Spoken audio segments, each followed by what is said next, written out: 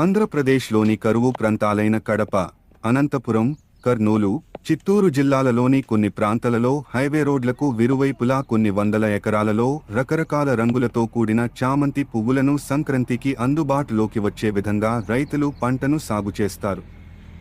చామంతి మొక్కలు ఆ సమయానికి కొమ్మల నిండా పూలతోతుల తూగుచూ అవి వికచిస్తూ సూర్యకిరణాలతో ప్రకాశిస్తూ చిరుగాలుల తాకిడితో కదులుచు పలకరింపులతో ఇటు అటు పోయే ప్రయాణికులను ఆకర్షించుకనున్నందముతో మైమరిపిస్తూ ఉంటాయి. కొన్ని గంటల వ్యవధిలో కోయబడి, అమ్మబడి, కొనబడిన పువ్వులు కొన్ని దేవుని పవిత్ర పూజలకు వెళితే మరికొన్ని ధనవంతుల ఊరేగింపులకు, సన్మానాలకు, చావులకు వెళుతాయి.